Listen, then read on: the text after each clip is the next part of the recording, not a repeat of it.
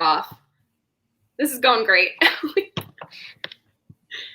Okay, there we are. Welcome to the first edition of The South's Got Something to Say, pending that name could be changed. That's where you're at. You are witnessing a historic day at Heavy Sports. I'm Jonathan Adams, my friend, colleague, Kelsey Kramer. Kelsey, how are we doing this fine afternoon? Jon, I am good. How are you doing over there in Atlanta? I'm good. We are both, Kelsey's from Peachtree City. Did I get that right? Woodstock. Originally Woodstock, yeah. Okay. Not to be confused with the 60s Rager, but Woodstock, Georgia. Now in South Carolina? Are we up to date here? Currently in South Carolina until I figure out what's next. But this show, as you guys are seeing, is our first edition of what we hope to be many, many successful episodes. We're all from somewhere, and so this show will embrace where you're from, the Southeast particular, and the NFC South, particularly what we'll be focusing on today, which there is a little bit of news in the Atlanta area. Am I right, Kelsey? Did a little bit happen in the last few days? A little bit. Just Julio Jones is out of there, he said. So what I want this to be is just a safe space, Kelsey, for you and my Falcons colleagues and even the Bucs fans that are chiming in now to just process where are we at? Where are we at with Julio? I'm going to open it up. This is judgment free. So where are we at, Kelsey? I don't know what today's date is. May 26th, it looks like. That's what iPhone's telling me. That's what Apple's telling me. Where are we at? Where are we at? Julio Jones said he is out of there and apparently did not know he was live. And now this whole thing has blown up in our faces. In case you missed it, Shannon Sharpe cold called. We don't really know if that is true. Cold called Julio Jones on Undisputed. What was that? Monday morning. I believe so. Yes. And was like, "Hey Julio, what's going on? Do you want to stay in Atlanta or do you want to go to Dallas?" And Julio was like, "Oh no, man, I am out of there." And Sharpe was like, where do you want to go? And he goes, "I just want to win right now." And then Julio roasted the Cowboys. Respectfully, Sharpe said, "You're not going to win if you go to Dallas." And Julio was like, "Oh no, I already know that." And I think that was the first time we ever saw Julio act out. Right? Is that the act out? I'm sorry, everyone. No, yeah, I think it's fair. And I think, so that's where I'm curious, where are you at? Like, hearing that as a Falcons fan, as someone that covers the Falcons, where are you, where does that hit you now? Like 2 days later. And then as fans are seeing this, feel free to chime in. We want to get your thoughts as well. Personally, where we're at with this whole thing.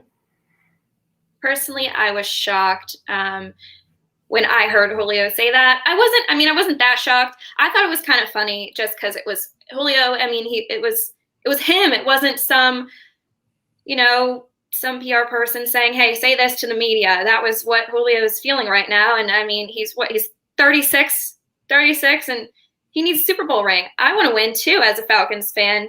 And we probably won't see that this year, Super Bowl champs.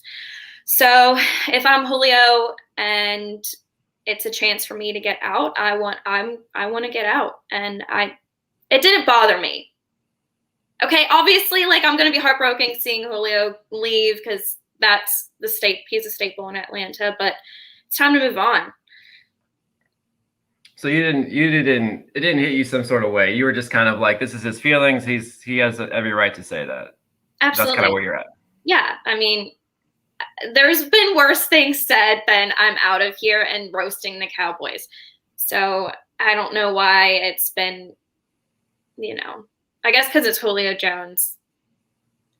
Yeah. So my take, as I live in Atlanta, I'm a neutral. I root for all the teams in the city to do well. I wouldn't say I'm a diehard Falcons fan, but I do like the teams to do well. And I feel like there's some Southern hospitality happening here in Atlanta. From you, Kelsey, from my neighbors in Atlanta. If this were any other city, if this were Boston, if this were New York, if this were even, what's happening with Aaron Rodgers, he would be getting roasted. But we're nice in the South. We open doors for people. We give people sweet tea to strangers. Julio Jones goes on Undisputed, which I don't even know what channel that's on. Not ESPN. Not like people don't know where Undisputed is. No offense, guys. No, Skip Bayless, secure the bag with $8 million deal. All of that stuff. Goes on like a Nextel speakerphone, walkie-talkie, and breaks up with the Falcons on live TV. Like, and now I'm hearing Falcons fans say that he didn't know that he was on live TV. So, which I find hard to believe. So, like Shannon Sharp just randomly calls Julio Jones, who just happens to be around his phone, and like is Shannon Sharp a 2-ring guy with Julio that he just immediately picks up and talks? Maybe they are. I don't know. So, but I just feel like we're giving Julio the benefit of the doubt because he's had such an integral part of this franchise's history. Whatever happens here, Julio Jones's jersey is probably going to get retired by the Falcons, right? So none of this has to take away from what he's accomplished, but I do think there's a way to go about it. And the best way I could say it is Julio Jones is like the guy that started the relationship really well. Like he remembered all the anniversaries. He took you out to dinner. He wined and dined you. But all that kind of like in 2018, he started forgetting the birthdays. He started forgetting to send the flowers. He started getting injured. He started demanding a new contract, even though he had 2 years on his deal. He got the new contract. He's coming off his worst statistical season in 7 years, and now he wants out of here. And he's going to do it on a broken up speakerphone on an FS1. Like, I don't know. I don't know. Kelsey, where are you at? Am I being too harsh? Okay, you're getting like really sensitive over there, Jon. It's time to move on. We have Kyle Pitts now. We have Calvin Ridley. He's rising. And Julio Jones was only available for us for 9 games last season. And I feel like if we're going to trade him, this is the year to do it. Because what happens? We're going to get a 2nd-round pick and something else. Right. It seems like, yeah like, I think they're trying for a 1st rounder, but it seems like we're laying that with the 2nd rounder. But yeah. And so we have our guys now, they're younger, but you put our new offense together. Even without Julio Jones last year, we were able to beat the Panthers. Sure. I mean, right? That was cool. Yeah. I think there's 2 separate things. I think that the new regime inherited a bad contract, bad cap space situation, and they have a tough decision. So I think you're right. The Falcons are going to have to move on for Julio just because it doesn't. Antonio, I appreciate that. Tell me more. I'm getting called out here by Antonio Bailey. It's clear, Jon, you didn't hear or see that call personally. So you guys keep chiming in. I just feel like the reality of what you guys are saying, Kelsey, is the problem with breakups isn't the way you're getting broken up with. It's just the breakup, right? There's not a good way. What we all have issues with, what Falcons fans have issues with, is that Julio wants to move on, and that's hard to hear. So however he said it, whether he did a sit-down one-on-one with Andrea Kramer or one of the other people that do this sort of long-form interviews, or whether he did it through like a broken-up speakerphone call, like the hard part is what we're all getting to is that Julio doesn't want to be in Atlanta anymore, and I think that's hard to deal with. However he did it. So I think we're all landing back at the same spot. But to your point, Kelsey, the team had a tough decision to make in terms of the salary stuff. I guess if I was a player, all these fans that grew up watching him and are still, obviously watching him and attached to him, the right thing to do would be go into Twitter and say, thank you, fans, blah, blah, blah, which you probably will do eventually, but I won't be able to see it because he hasn't accepted my friend request in 3 years. Come on, Julio. What does you do? I'm on his side too. It's like he thinks I'm just some, trash talker. No, I'm on his side. If he wants out, go win. Go win, because Falcons, hopefully I think we'll win more than 7 games this year, but with or without Julio, there was a question up top. Do you think the Falcons would be worse, better, or about the same this year without Julio? I think we're going to be, we're going to be better. We're going to win more than we did last year, and that's all that matters. So like, I think it comes down to how Matt Ryan does and how much these rookies contribute. There's just, I think, so many holes on the roster last year. And obviously Dan Quinn, super nice guy. It just never worked. Not never worked. It didn't work since the last few seasons, right? They had that Super Bowl run. And then for whatever reason, whether it's just the way that 28-3, sorry, Falcons fans, I know that's a number we don't want to hear, but whether it's the way that unfolded against the Patriots, for whatever reason, things just never clicked after that with Quinn here. So this is traumatizing. Say it again. Still traumatizing. I know. So it's a fresh start, and so there's a good chance that fresh start happens without Julio.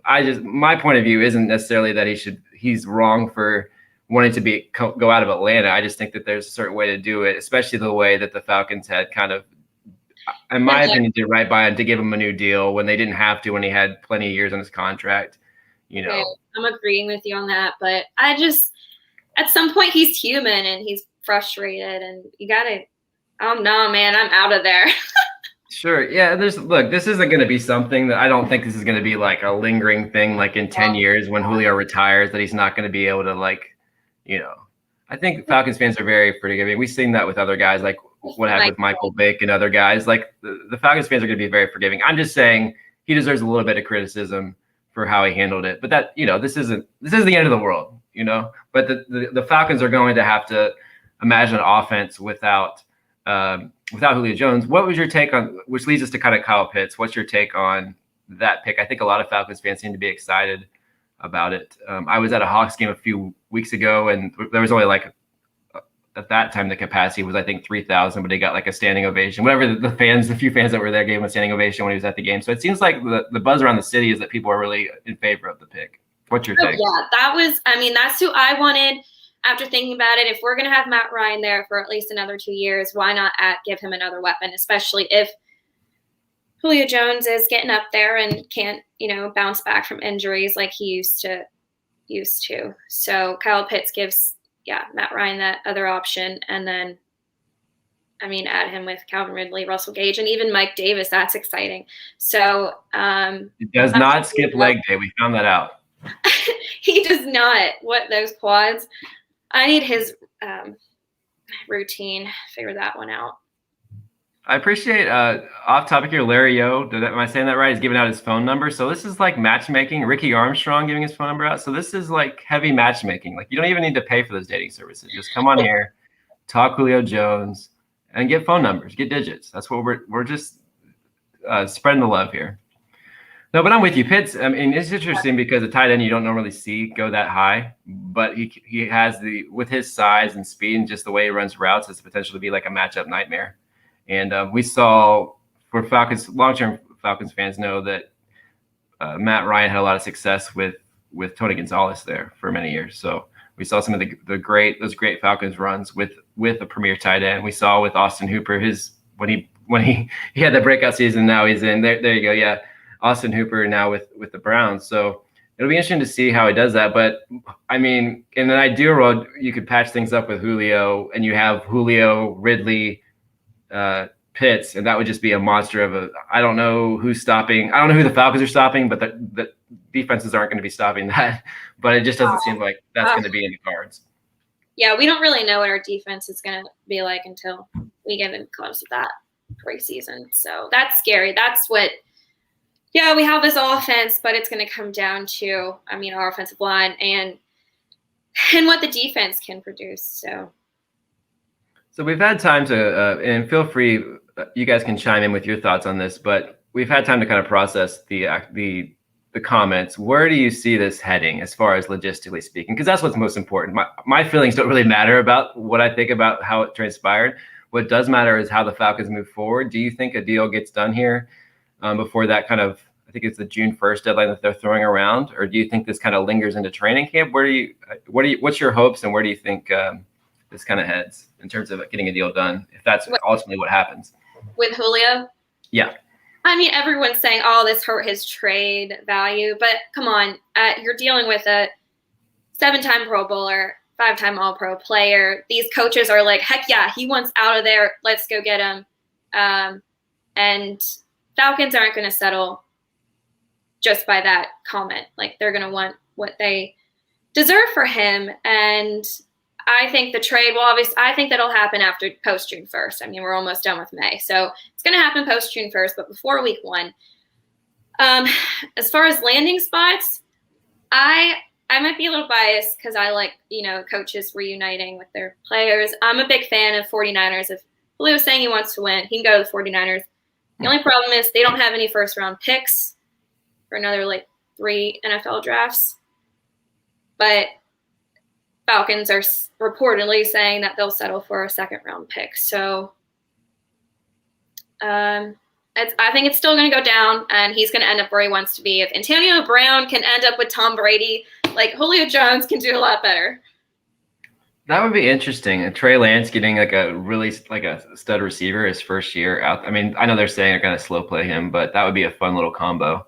I know that Falcons fans aren't going to like this, but we already saw the Patriots give up a second-round pick for Sanu. I think that was it 2 years ago?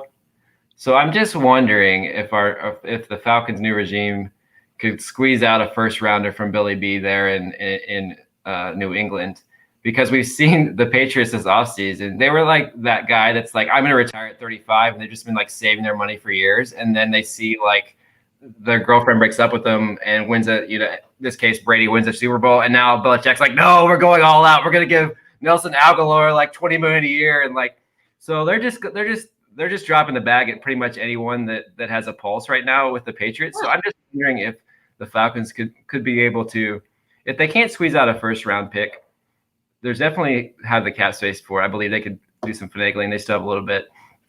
I wonder if they could potentially get 2 seconds if they're not going to get that first round pick. That seems like that teams are reluctant to, just based on the injury stuff last year and primarily the contract. Yeah. If potentially the Falcons could get at least two picks to set them up. It just seems like you're trading Julio Jones. If you look at the receivers that went in the second round, those guys could be good, but Julio Jones is a premier receiver, and I think he could he did struggle with injuries last year, but this guy's not, in my opinion, I don't think he's washed or anything. I think it's a guy that's going to be right away. Emrith Hodge. I would take Stephon Gilmore and a third rounder. Actually, no. We need it to be a second rounder at least. But that's interesting because Gilmore's been kind of shopped around there since the end of the season. And the Falcons definitely have some holes to fill on that defense as they're rebuilding. Though I do like the Richie Grant pick. I think it's going to be a great, the new safety that they grabbed in the second round. Yeah, that was cool. I didn't see that one coming.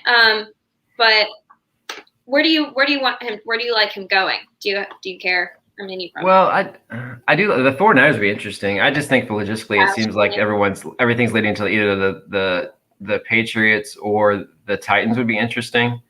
Just because they have a receiver need, there's not really a premier guy there outside of AJ Brown. The Raiders are kind of a dark horse. If John Gruden just wakes up one day and decides they're just going to trade away picks for Julio.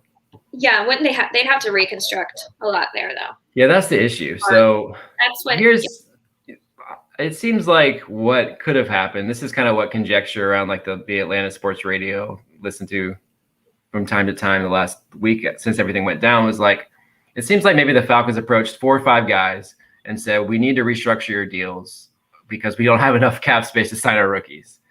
And what could have happened is they go to Julio, they say, we need to restructure your deal. And Julio's like, nope, not doing that. And not only that, but I want to be traded. And maybe that's where the tension kind of started.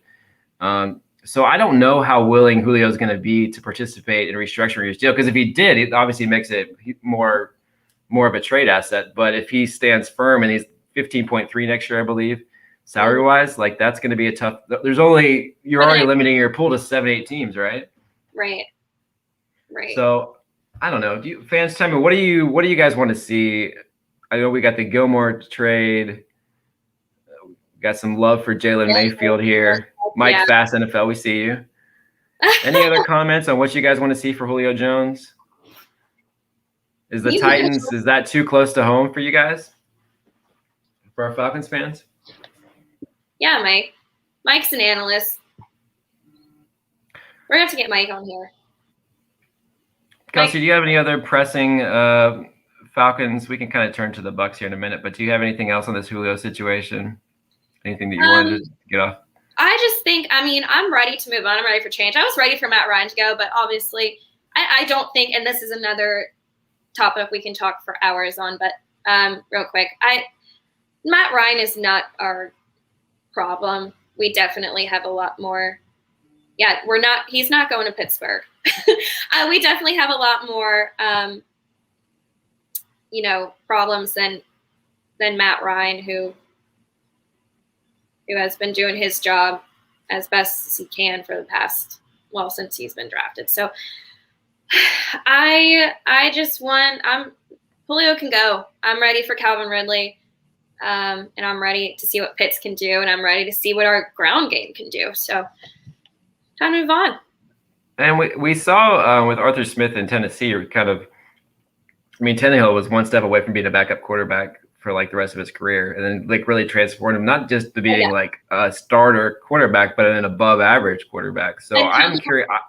I'm one of these people that kind of thinks Ryan has struggled in spots, but he's also had a really poor offensive line and injuries. There's been reasons that if you want to make excuses for Ryan, he has plenty of them that contributed to him not being at full go. Right. So I think there's a scenario where Arthur Smith can really get the best out of him again for the next couple seasons at least. Especially us bolstering the offensive line again, like hopefully. I mean, we looked good on paper last offseason too, so we'll see. But that was huge. That's huge. He was sacked the most he's ever been last season, so that was sad to see.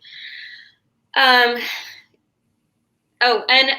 brings me back to Matt Ryan was like, I don't know what our offense is going to look like with Julio Jones. Meanwhile, Julio Jones is supposedly talking dirt, saying he's lost his deep ball. So sources say like they've been, thing 1 and thing 2 for forever, and now it's just Julio's like, see ya. Matt Ryan's like, wait, but I love you. I think there may be Julio's quiet, but he kind of will speak his mind if you ask him a question. Or is that just from a few of the press conferences I did during training camp? Whereas Matt Ryan's more of the politician. So Matt Ryan's never going to like come out and really say, I'm sure Matt Ryan wasn't like caught off guard by the Julio talk, the trade stuff. But I mean, I could be wrong, but the Falcons have been pretty upfront even before the draft saying they were listening to offers before. So now the question is like, what was the order? Was it Julio goes to the team and says, I want to trade, or apparently Ian Rappaport said that Julio requested a trade. So that's why they were shopping before, and then they didn't get anything. So, no, I don't know. Falcons, they were saying they were so caught off guard, but, I mean, if he requested a trade, then they shouldn't be caught off guard.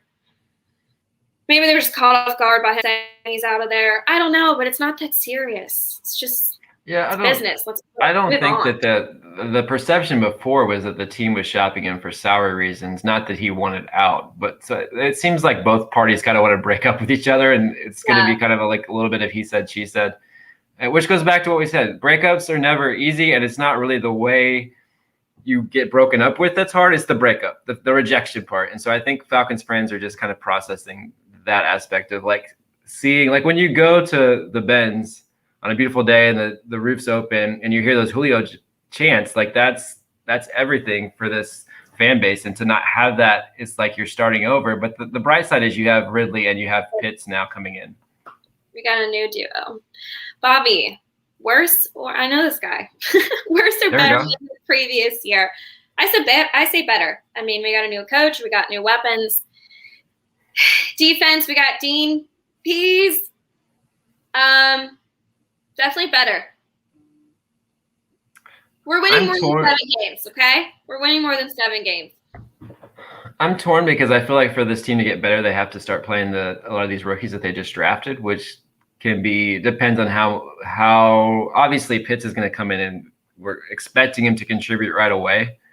But there's just still a lot of holes in this roster for me to say, like, this is definitely a better than 7-9 team. Like right now, it looks like probably like an 8-8 team with the potential to challenge for a playoff spot if Matt Ryan can improve. So I lean towards slightly better with a chance to compete, but I could also see a way where this goes sideways again. There's no shot we can come out of the gate 0-5 again. I mean, that's true. So on a bad onside kick. If you look at our competition, okay, yeah, we got the Bucs. That's going to be tough. But you look at everybody else. I mean, Drew Brees is out of there. And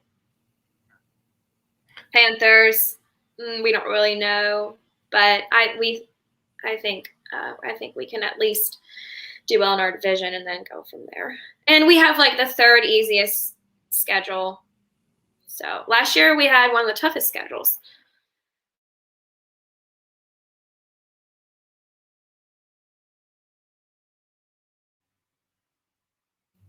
Oh.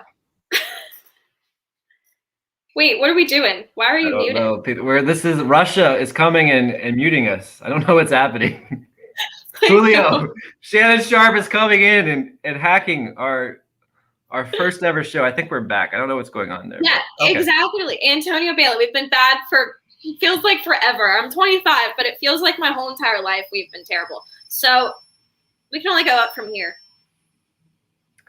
We can keep talking about the Julio thing throughout the show. So if you guys have more to say, feel free to chime in. I know we have some Bucs fans in the house that are still probably going out on boats, still inebriated from the boat celebration for February. I think there's Bucs fans still out in the waters down there in Tampa. So if you're out there and you're coherent, we would love to hear from you.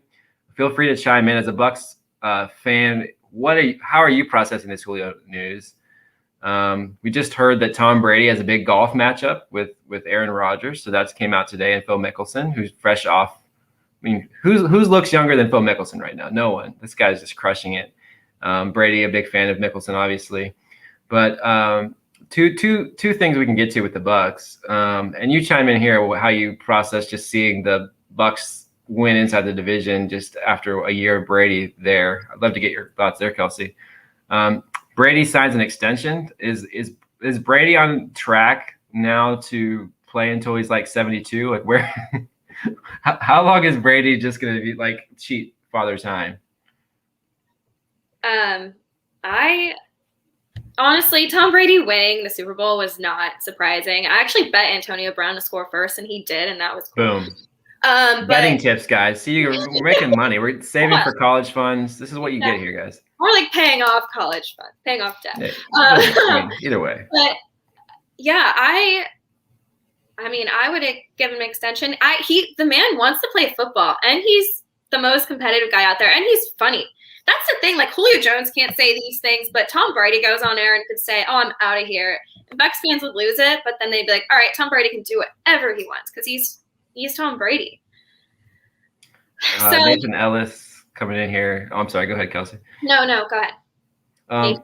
First, Nathan Ellis. I admire the flow there. That's impressive. Just keep that going. I need to see. And they got the kind of like the bandana like that. We're going into July 4th, so I love the look. So do you think Tampa Bay's going back to back? Do you see that happening, Kelsey? I wouldn't be surprised.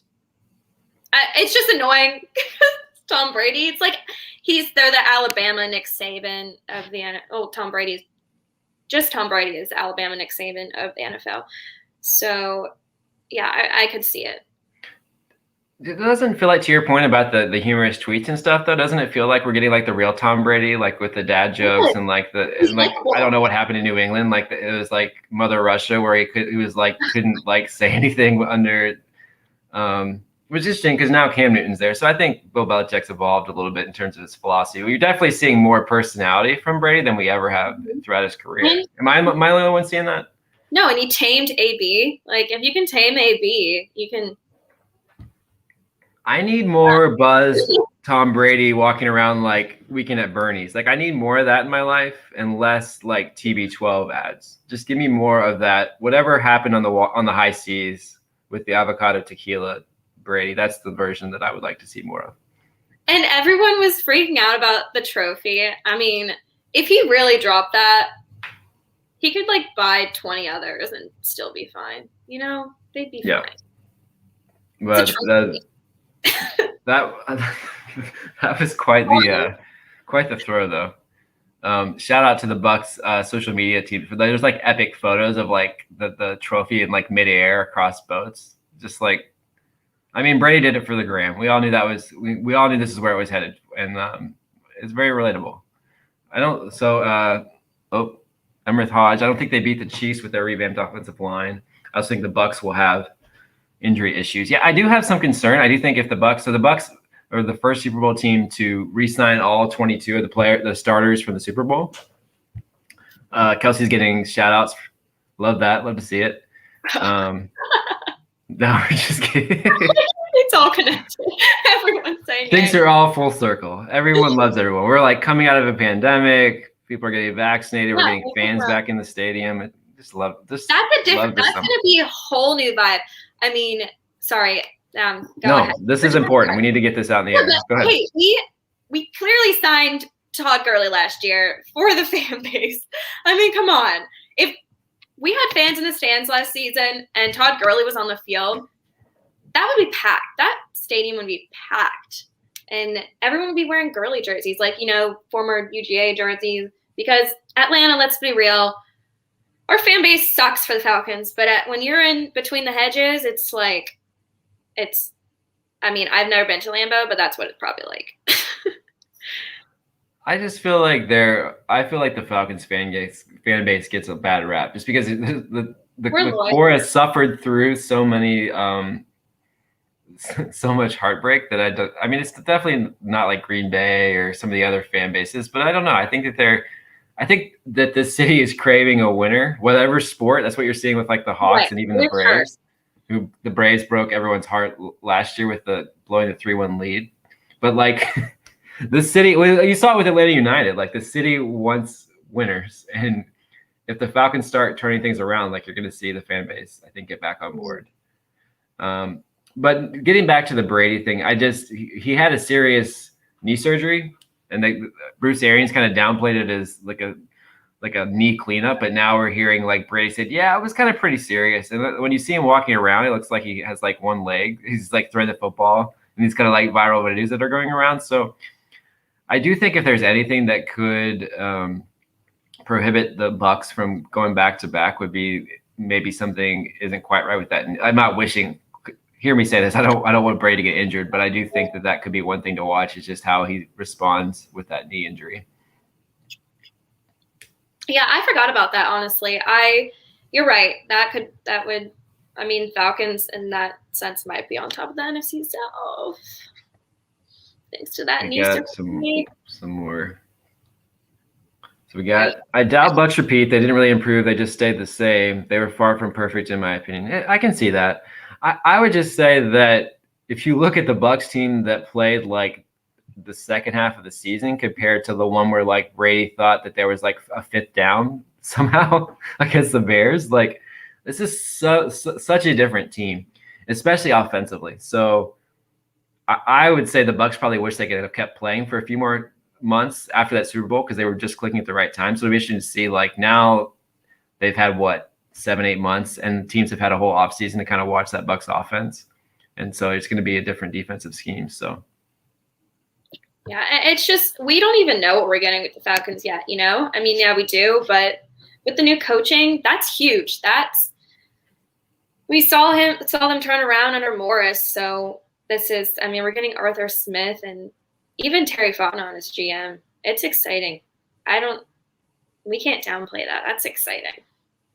The whole division's kind of fun, because you look, we got the Panthers, who just brought in Sam Darnold and didn't draft a quarterback, so kind of gave him like, hey, you're our guy, at least for now. Although we saw that with Teddy Bridgewater, and he was like, hey, you're our guy, but not anymore. After a year, you're out. I would have given Teddy another chance. Yeah, I'm with you. I think he could win that job.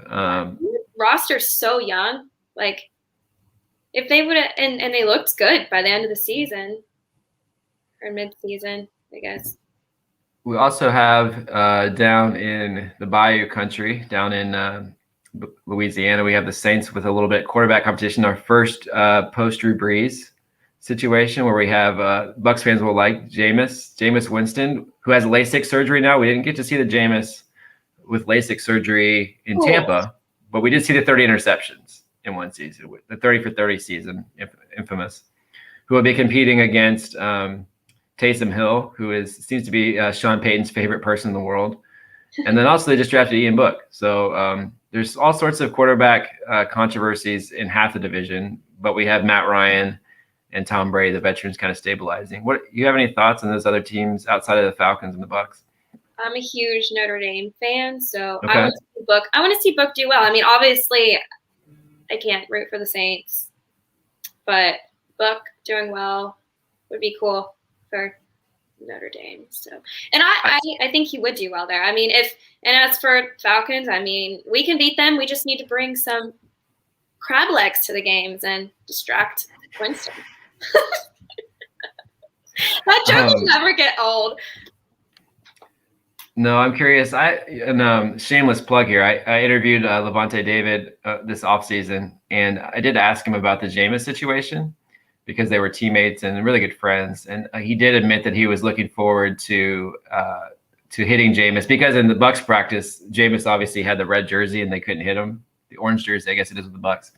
And so now we're going to see if Jameis can win that job. And I'm not sure that like to your point, like Ian Book or Hill, like I think it's going to be open competition. But I do think Winston's kind of the favorite there. So, but the Bucs are definitely looking forward to being able to tackle Jameis for the first time versus him being a teammate. Winston still have the most interceptions in the league. It's something crazy. I'm not sure, like career-wise, but his numbers that last. I was looking at. This is a random corner, but for the Levante story I did, which you can find on heavy.com. Shameless plug once again. Plug number 2. Just trying to get the bag here, guys. But I was looking at the 2018 or was it 2019 Falcons Bucs game to close the season, and he threw 2 interceptions in overtime. There's 2 interceptions in the game. The game ended overtime with the Falcons win, and that was his last game with the Bucs. And they ended up, obviously going out to get Brady. But he had 30 interceptions, 30 touchdowns that final season. So yeah, I'm curious. The book thing is interesting. I did hear a funny story. I didn't know Jeremiah was relaying a story of Russell Wilson was the only guy that he's had as far as prospects go to text him like daily to say like, I'm going to go win Super Bowls. I'm going to go win Super Bowls. I'm going to go. This is before he was drafted. And he said the only other player since then to do that was Ian Book. Like he was just super impressed by just his desire to prove people wrong. I think 4th round pick, I believe he went in the 4th round. Someone can correct me on that if that's wrong, but definitely has a chip on his shoulder, and he's going to have every opportunity to potentially win that job. But I am curious, like Drew Brees has been so synonymous with that Saints team for decades. So it's just going to be weird to we've seen games obviously with Brees with the injuries, but it's just going to be weird to kind of see that Saints team and then someone come up under center that's not Brees and not be like a permanent thing. And I do like Book's mentality. He came out of the woodworks in 2000 and gosh, I don't even remember I think maybe 2017, LSU versus Notre Dame in the Orange Bowl. And our guy got hurt. And Brian Kelly was like, all right, you're going to go in there and you're going to throw a touchdown. Or maybe he said it. I forget how it went, but it happened. And then from there, it was like, okay, book him. That was it. Well, and he had it seemed like he had a fast start to his career and then just kind of like trailed off, not trailed off, but like as far as like an NFL prospect, it seemed like the buzz just wasn't there as much as it was at the beginning of his career. But I like that. I like when the buzz isn't there, then they come in the NFL and they're like, whoa. Speaking of buzz, and Tom Brady or Tim Tebow's back. Ooh, I like this one. Jordan Love. Carl. Frederick dropping the fire. I'll take Jordan Love for Julio. This actually is fun. Who says no to this? Do you guys think? I'm saying no. I mean, Aaron Rodgers probably says no, but Jordan Love. You would rather have a 2nd round pick than Jordan Love?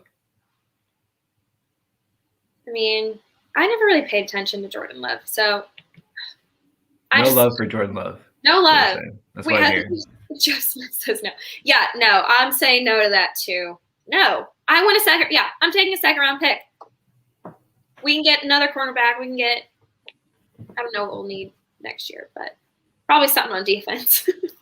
Being censored here by our editor who says no to this trade. I think it's fun, Carl. I like it. You seem like a good hang, so I'm here for it. It's a nice hot take. I wouldn't have thought of that, but what are you, Kelsey, mostly now we're kind of like the pandemic is still here, but we're kind of like slowly seeing like signs of life. Sports wise, what are you most looking forward to as we head towards like the summer and football season? Like, is there a few things you're like, oh, this is gonna be so great? As we're seeing some of these like NBA games at full capacity, like seeing it on TV. Like, I just like, it's hard for me not to like fast forward to the fall and just think what that's gonna be like. I like preseason. Hypes you up for week one. And fans back in the stands, it's going to be huge. It's going to be motivating for these guys. And I think every player would agree with that. I don't think there was a player that was like, no, I like the peace and quiet. Even the kickers were like, no, we like the – Koo loves fans. He likes the trash talk. We need that. They need that. I'm looking forward to, like, I was the last several years went to Falcons training camp to cover, and then obviously last year is more complicated. So I feel like we should do the South's Got Something to Say live on site. Well, the Falcons, cool. We'll have to get some approval there. We could go like live on site across the street at the like church parking lot where they live from McDonald's next to Flowery Branch. I love McDonald's. Yeah, who doesn't love a good McGriddle? That's so good. That actually leads us. I am curious as we can kind of wrap up here in the next few minutes. But feel free if you guys have football questions, just chime in. But Kelsey, as a fellow Southerner, I need your top 5 Southern dishes, or like by dishes I mean like it can be like I'll leave it up to you. Your top 5 just things that are staples in the South. Now you were out on the West Coast with that sort of like green juice and like just a different vibe. You're back here in the South where very few things aren't fried. Okay. I'm kidding. I'm joking. Everything's fried. I know. Which is love. All right, number 1, biscuits and gravy. Biscuits. Okay, I like how Kelsey just goes for number 1 first. Just like no, like we're not gonna tease this. We're just going straight for biscuits and gravy. I know. I'm so not surprising at all. Biscuits and gravy. I would drive like an hour for really good biscuits and gravy. Sometimes it's just gross. And out west, they have like spicy biscuits and gravy. I'm like, no, this is not Southwest biscuits and gravy. Yeah. No, you need on M's biscuits and gravy. So if you're ever in Arizona, you need to go to the breakfast joint for biscuits and gravy. And I don't care where in Arizona you are, you'll drive to that place. It might be far. Anyways, number 2. What's it called? Breakfast joint. The breakfast joint. This is an opportunity. Breakfast joint. Call our people. We can get for like $7. You can sponsor this show. I like a biscuit and gravy. It's so funny. Kelsey and I will dress up like a biscuit and gravy. They know me. I'll call and pick it up. I mean, picking up breakfast is kind of weird because it gets soggy, but I still eat it. I'll call. Isn't that awkward? So I go to Chick-fil-A a lot just to get their tea, and like they start recognizing me. I start to like what life decisions led me to the point where I'm getting like recognized at the Chick-fil-A drive-through. It just makes me feel bad about life. But I still go. Chick-fil-A is top notch, though. I mean, Arizona had that, thank goodness. But I did live in Woodstock. They opened up the first Chick-fil-A ever right by there, and we used to go there all the time. They have a little door. Forget where it is there, but that's the first one. We used to go there all the time. Yes. And they serve breakfast there, like sit-down restaurant. Door. They have the little door. Yep. Okay, so number 2, this is not a food. This is a place. Bojangles. I miss the heck out of Bojangles. Oh, Jeff Smith, North Carolina boy, he might be there with you on the. But I've actually not talked to Jeff about Bojangles, but there is some love there. Great biscuit situation. Mm-hmm. I'm not a grits person, so I don't ever miss that. Blueberry, yes, bowberry. Bow time.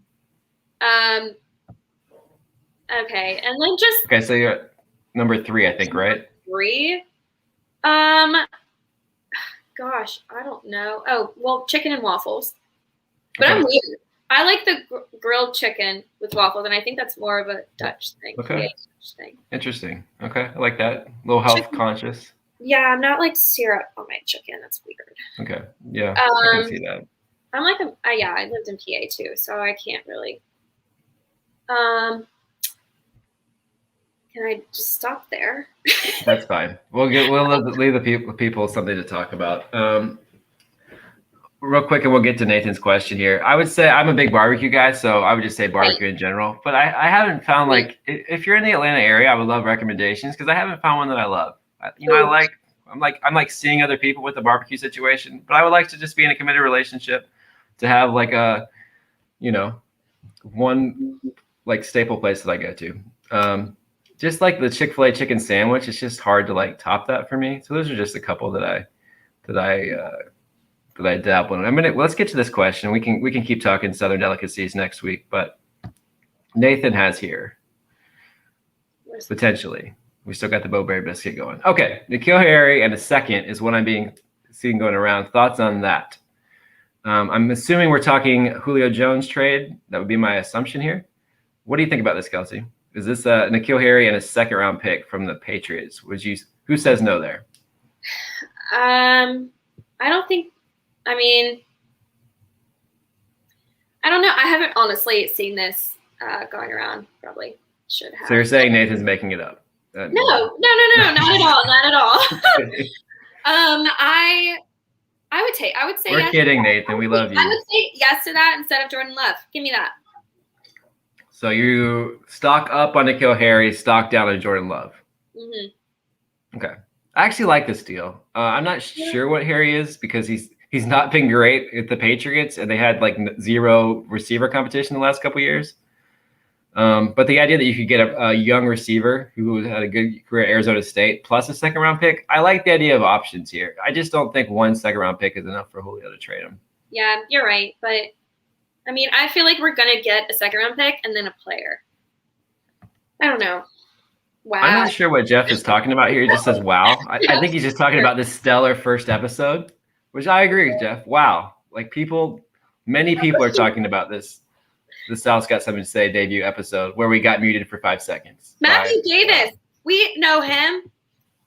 Let's give Matthew some love. Yeah. Oh, yeah, you got it.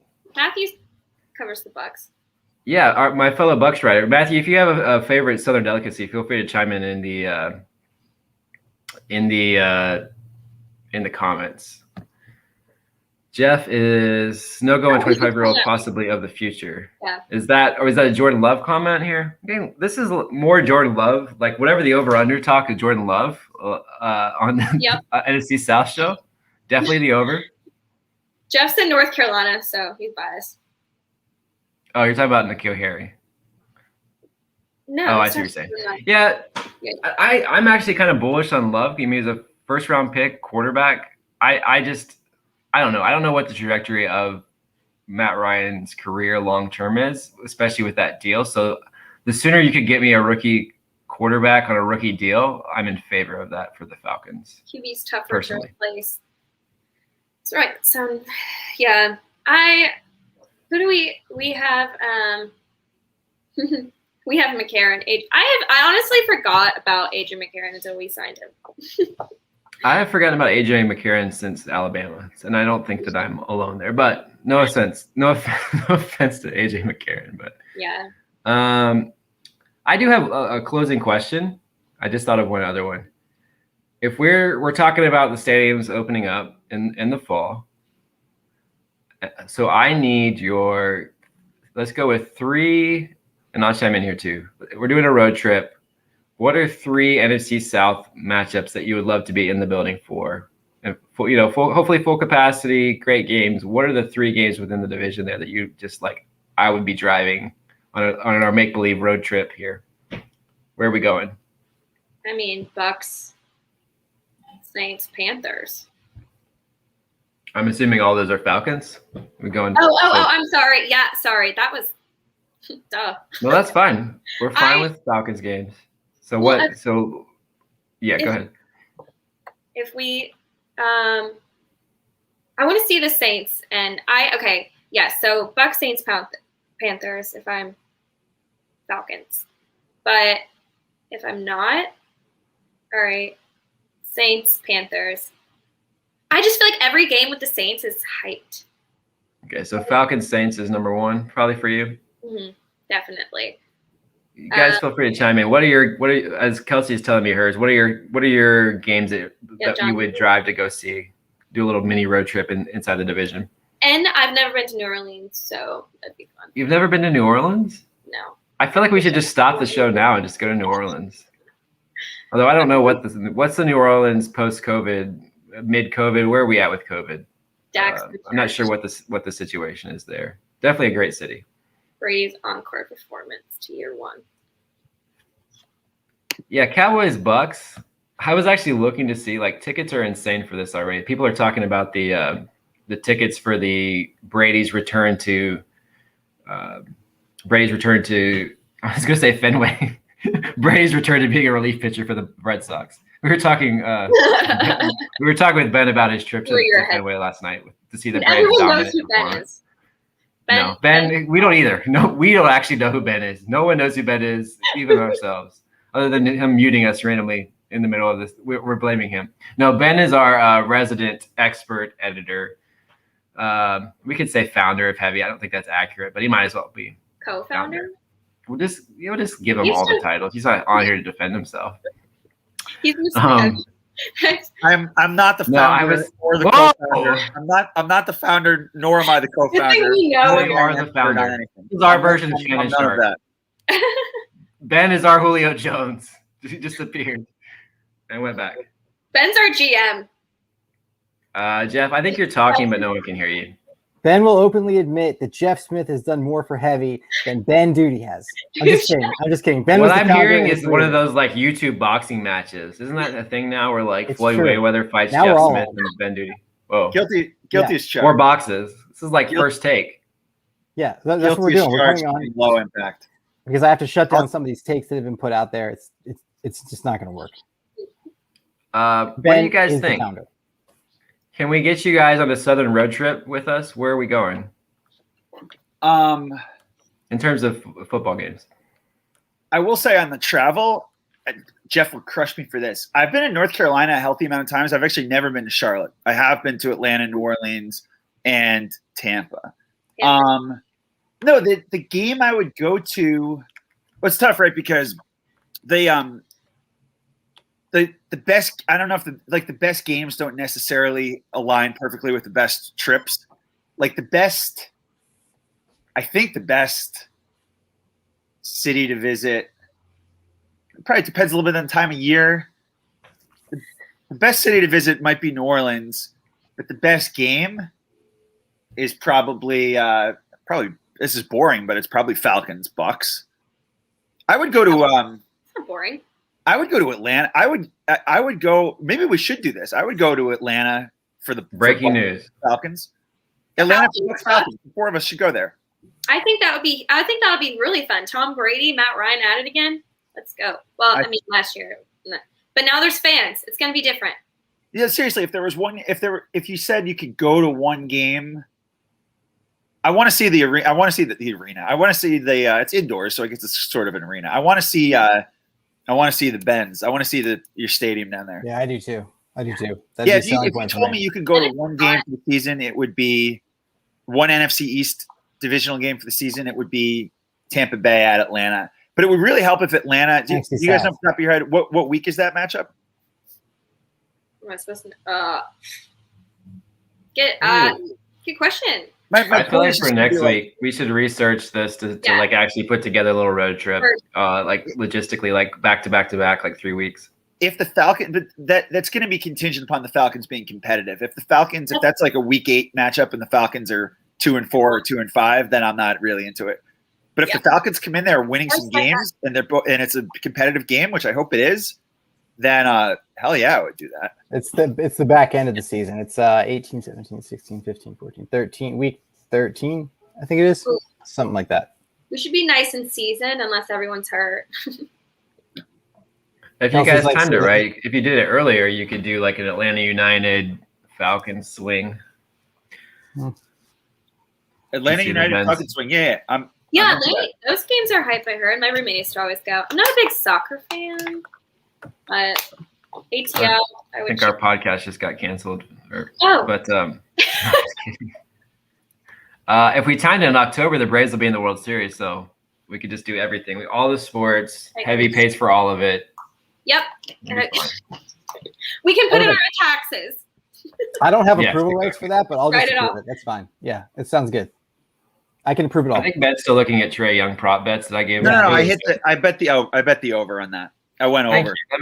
That heart makes me. You know, though, he's been under 2-3 of the last 4 games, which makes me a little nervous. But I just find it hard to imagine him not being over 2 tonight. Can we do what I was actually looking for, John? Maybe you have this. I should have it more like top of. my browser here. I was looking for NFC South season win totals. Maybe we can do that next. Maybe you guys can do that next week. Okay. Yeah, I can look it up. That's I fine. think that I want to say that the Falcons were. We were third. Was it 7 wins? Yes. Yeah. Wait, hang on a second. I'll have it here for you. We were supposed The to. Bucs are 11.5. The Saints are 9.5. That's high too. Panthers are 7.5, and the Falcons are 7. The Bucs So the over Falcons easy. have the lowest win total in the lowest win prop in the We love haters. division. The Bucs I don't over know, easy. Jeff, because John says it's too high. But I respect that. Well, we don't know what we're gonna get. We have a new coach. We have. I just feel like when the Bucs play, because they're defending champs, they're gonna get each team's best shot. But they also I think the schedule. Have to look at it. But here's the thing. This is The what- Saints winning 9.5 games without a starting quarterback right now is kind There's of no way. shocking. No way. Yeah. No. It's not gonna happen. I mean, But- it might. I don't know. Go ahead, Kelsey. No, I agree. I'm not Saints So you got. stink. I mean, yeah, no, I mean it's true. I just don't think the Saints are gonna happen. But I mean, the Bucs aspect, they went 11-5 last year, and that was with the first 8 games of the season. Tom Brady not even knowing where his wide receivers were gonna be on the field, because they didn't have any practice. They didn't have full practices and stuff last offseason. So Yeah. he basically was and he had random wide receivers coming in. He was like, "Hey, coach, we're gonna bring in AB this week." And then before this, he's like, "Let's just add Gronk. Why? Just keep bringing him. Come on, it's fine. I'll just keep figuring it out. It's fine." And then once he figured it out, they were insane, right? They just hit their stride. And I mean, that's why I think that number is going to clear. I would be surprised if they didn't win 12 games. Right. And he's also had the whole offseason to inject avocado into all the receivers too. So I mean that takes a long time to just hit at the right point. Exactly. Spot on. I did find it interesting the Bruce. I'm gonna be writing a story. This is the third plug, heavy.com. You should go there. But the Arians comments about Brady's offseason workouts being off-site and how he's for the workouts but wants them on-site so that there'd be less injury risk. Meanwhile, Brady's posting photos to his Instagram story from these workouts at where the Yankees play their spring training games facility. It's just really weird because that's right next to Raymond James Stadium. So the whole thing is kind of bizarre. But Bruce Arians no, we're on the same page, but I would prefer you to be working out in our facility. So it's just kind of this interesting subplot. He's trying to save himself, with the Broncos stuff going on. I don't know. Scott, I don't know. Are we talking? Is this about the Jordan Love thing still? Probably, yeah, that would make sense. So we can, yeah, I agree, Scott. If you're gonna get a quarterback, so he can sit there, unless Matt Ryan, God forbid, gets injured brutally, and I don't. Do you really need N'Keal Harry? Really? Do you really need him? Well, I want something. I mean, what? You're getting something. You're possibly getting a QB of the future. My problem is this: you're talking about getting N'Keal Harry, right? Where it's all right, that's fine. He's solid, but they just drafted Kyle Pitts, and it's he could play anywhere. You could put that guy anywhere. Okay, what if Pitts ends up being a wash? No, I don't mean this as a gratuitous shot at N'Keal Harry, but why do people think that N'Keal Harry is? I know. No, really. Where did that come from? That's a legitimate question. I'm just I don't want Jordan Love. That's just my thing. Okay, I don't. So you went with N'Keal Harry? Come on now, just be If you called, we've seen him play. Just kidding. If you called into Boston Sports Radio and said that N'Keal Harry is solid, I don't know. I mean, I'm not sure. I'm not sure I've seen the evidence that N'Keal Harry is solid. But I do have an important question along these lines, and I'm not sure. I know you guys were locked in this whole show to our banter, but Kelsey and I kind of disagreed on. She thinks I'm being sensitive on the Julio thing, and I think he absolutely should be getting torched right now in Atlanta, and we're too nice as a city. Because if he was in another place, what are your take? Did you guys listen to that? What's your take as an outside observer of how this whole thing transpired and how he handled it? You mean the Shannon Sharp conversation specifically, or just big picture, what Julio has kind of put out there? I mean, all of it. We were specifically talking about, I guess, the conversation, but we were kind of more of a big picture deal. Well, so, go ahead, Jeff. No, if you're gonna say so, it came out like a little bit afterwards that they had been talking about it for like months, right? Like they've talked about it since like the middle of the season or end of the season, I guess, end of the season. Yeah. So like if that's the case, like Julio basically just went on there and said like he was basically saying like, yeah, we talked about it, I'm out. Like that's what it was. He wasn't like lying about it. At least he didn't like sugarcoat it, right? And like try to give like false hope or something. It's better than that. I mean, as a fan, I would hate to hear him be like, well, maybe there's a possibility that I come back, and then you have your heart broken, 3 weeks later. I don't know. That's my opinion. That's fair. I mean, if he's there, he's there. That'd be cool. I mean, I hope he's there, but it sounds like he's he's leaving. I mean, it sounded like Aaron Rodgers is leaving too, but he's not, is he? He's just in Hawaii, not a big deal. Yeah, with his girlfriend. Hosting Jeopardy. Out of nowhere. All right. Look, I came in to correct the record about you guys saying I was the co-founder and president and GM and expert and all these, which was over the top on all of them. I don't have much else, but looking forward to the show. This is gonna be a good show. You're supposed to say that. It's important to remember. It's important to remember, guys, that the higher that Ben is up, the better that makes me look. So, but the lower you put him on the pecking order, that makes me look worse. It makes me look like, I'm just like, kind of here. Who's that guy on the side? So we're going to go with Ben as the CEO, 100%. And if Simon comes on, he will lose his mind. I always thought of you as the bag man, but I don't. That's perfect. That's the official title. I'm gonna leave and let our two real Ben, before you go, I would like to ask the potential of getting the CEO of Heavy, Simon, onto a show. Do you think it's possible? Not in the foreseeable future. You don't think so? Okay, that's fair. I know he's a busy guy for what it's worth. So call me in 2022. All right, that makes sense. That's fair. Okay, sounds good. I'll hop off too. You guys finish. You guys do your thing. Do what you got to do. Thanks, guys. Bye, Jeff. Bye, Jeff. Ben. No, Jeff and Ben, everybody. Woo! Yes, great performance. Kelsey, is the spirit moving you in any other ways that we could talk about? Anything else before we bid our fine people adieu? Anything we talked about you want to circle back to? I mean, you never gave us. I kind of cut you off with your top 5 Southern foods. So, do you have any more besides barbecue? Well, I had just the Chick-fil-A situation. This is a chicken sandwich. Sometimes I mix it up and go spicy chicken. I honestly feel like this is my big takeaway from this whole the last year is why was Chick-fil-A not just running our pandemic response? If you went to Chick-fil-A to get testing and all that, you would literally be there for 3 minutes. You'd have the results and you'd have a nice glass of tea. And I think we would all be better for it. And people would be super nice. They might be brainwashed. I don't know what's going on in Chick-fil-A. People are always nice. Nice. So nice. And it's always better. I mean, I will say Chick-fil-A is 1,000 times better in Georgia, in Atlanta. So yeah, I can say that. The only thing I don't understand about the Chick-fil-A situation in Atlanta is they buy the smallest piece of land possible. I literally witnessed almost multiple accidents every time I take my life into hands because it's they literally put it the smallest then there's 5 drive-through lines going.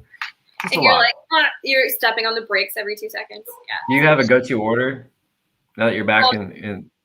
Okay, in well, I've been eating healthier now, so I've been going with the grilled chicken club. Okay. But then I get a brownie or a cookie, so it just can't. I like that. Their salads are actually pretty solid. I like the salad. The barbecue or the honey mustard. The honey mustard dressing. Ooh, it's a salad dressing, not the dipping sauce. It's different on the fried chicken salad. Everything's good there. I would get anything. I agree. Chick-fil-A, just sponsor us. You have lots of money. Give us I know we said your spot in Arizona. I feel like Chick-fil-A could give us $13 and we could put the Chick-fil-A logo. $13 Chick-fil-A. Truett Kathy, get at us. I think we should let our fine people go though, Kelsey, but I will ask them, I have some homework. If they could chime in with some any questions that they would want to see answered or topics in the replies after this, we'd love to see that so that will help us make our little rundown for next week. So that would be my request. Do you have any requests for our fine people? They probably left already. It's just us. It's okay. It's us, family members and pets and Jeff and Ben. And we're fine with that. But still, Chick-fil-A, drop the bag for us. Give us a sponsor. And family members. Surprised my dad's not on here. He's usually hyping me up. Where we at? Okay, well, let's wrap it up, guys. We appreciate you sitting in on our inaugural edition of many, many episodes, many successful episodes. This has been Kelsey Kramer, Jonathan Adams from Heavy.com. Hit us up with sponsorship opportunities. The South's got something to say. We're out. See ya. Or might be out. Bye.